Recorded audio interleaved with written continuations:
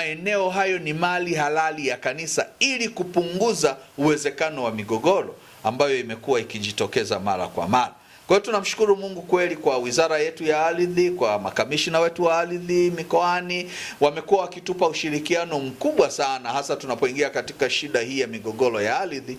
Lakini pia kwa kweli ofisi ya ardhi imeendelea kutusaidia makanisa yetu yanapopima viwanja, ingawa kuna uchelewevu ambao unatokea kwenye mifumo. Sasa unaingiza hati na kuwa process na nyaraka zinakuwa processed kwa muda mrefu, zinashughulikiwa na haiwezi kuingia nyaraka nyingine kabla ya nyaraka nyingine kuwa imekamilika. Sasa inaleta uchelewevu, tunakuwa hata na mlolongo wa maombi ambayo yako katika mfumo wetu, kwa sababu tuna akaunti yetu.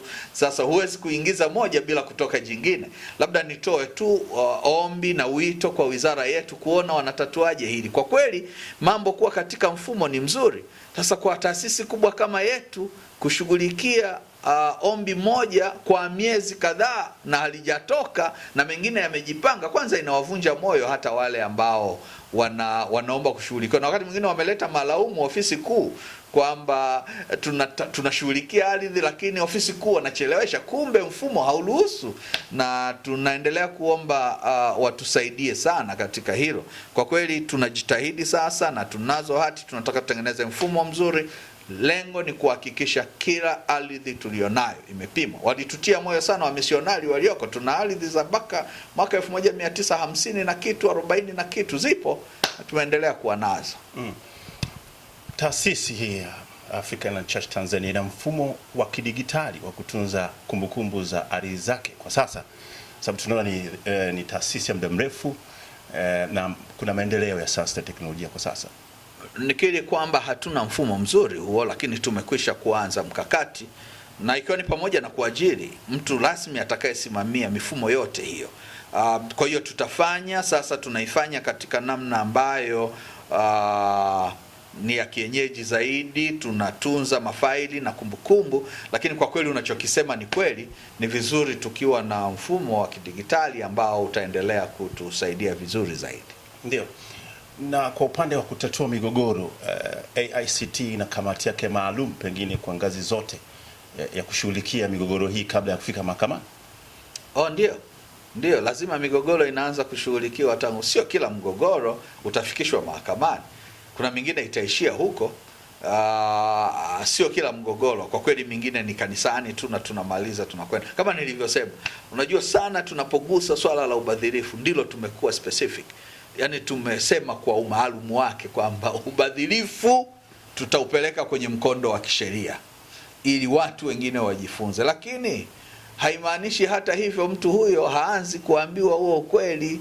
Ataanza kuambiwa, ataelekezwa, na bado vyombo hivi vya kanisa vitaamua sasa tumekusamehe. Na wakati mwingine tutakwambia basi bwana, sisi hatukupeleki mahakamani na tunakusamehe, hizo sadaka ulizochukua basi rudisha.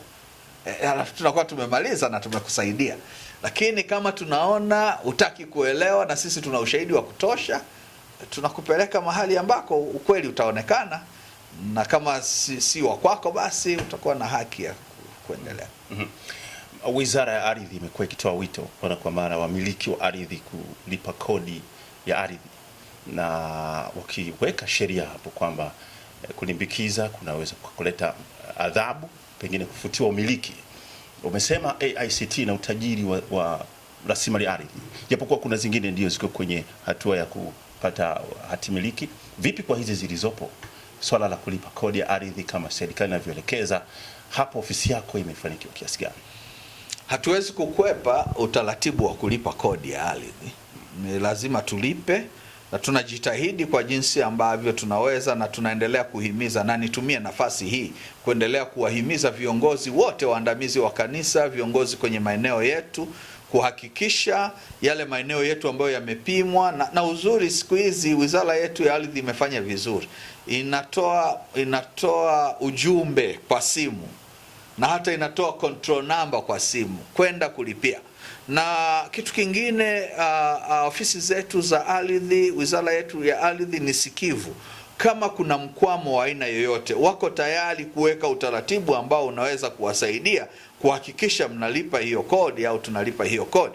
Kwa hiyo sisi kama ofisi yangu hapa tunaendelea kujitahidi kulipa. Ni kweli kwamba kuna maeneo tunakuwa na madeni hayo kulingana na hali ambazo zimekuwa ngumu, lakini kwa kweli tunaendelea kujitahidi kwa kadiri tunavyoweza kuhakikisha tunatimiza takwa la kulipia kodi ya ardhi ili tuweze kuwa na haki ya kuyatumia kwa usahihi. Unajua, wakati mwingine usipolipa pia kodi unakuja kubanwa, hasa pale unapotaka kufanya maendelezo, sababu kuna haki ambazo hawatakupa mpaka umalize kulipia.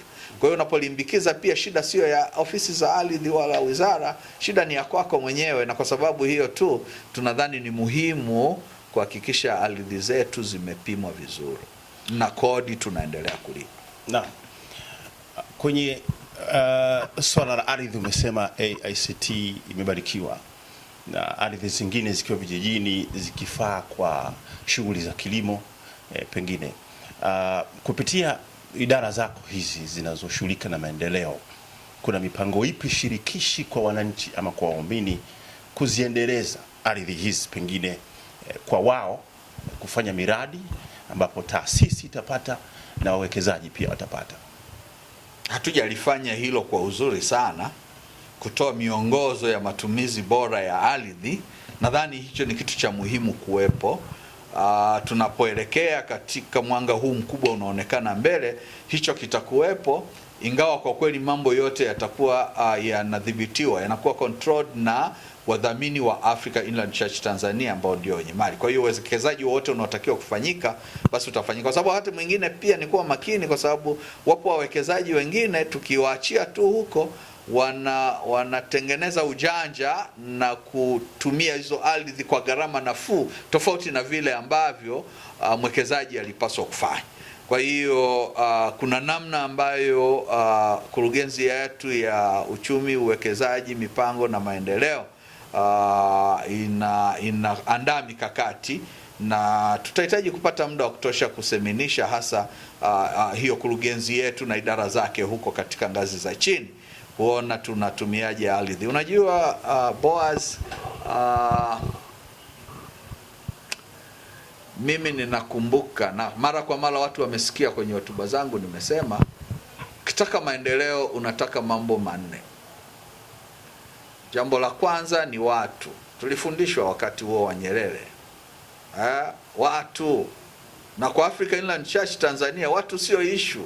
Wakati mwingine nimwambia watu, hebu siku moja hawa watu walioko hapa Mwanza, makanisa ya Mwanza, Buzuruga, Nyakato, Bwiru, Makongoro, Butimba, hayo yote hayo Mabatini, hebu tukusanyike basi uwanja wa CCM Kirumba, tusiabudu kwenye makanisa. Watu watakuja kushangaa idadi ya watu walioko. Africa Inland Church Tanzania ina watu wa kutosha. Kwa hiyo kwa swala la maendeleo, watu kuwa kigezo cha maendeleo sio shida kwa Africa Inland Church Tanzania. Na la pili, nasema ni ardhi. Ardhi nimekwisha kuielezea hapa, ipo ya kutosha ambayo kwa kweli inatudai kuitumia. Lakini ya tatu tunaambiwa ni siasa safi. Na kwa kanisa nimekuwa nikisema kila mara, siasa safi ya kanisa ni neno la Mungu. Kama tutaliheshimu na kulitii na kuwa waaminifu na kutumia rasilimali ambazo Mungu ametupa kwa uaminifu, maendeleo ni kitu cha kufikia. Na la nne ni uongozi bora. Sasa kama watu wapo, ardhi ipo, siasa safi, neno la Mungu lipo, shida inakuwa wapi kwenye maendeleo? Maana yake bado tuna struggle kwenye uongozi.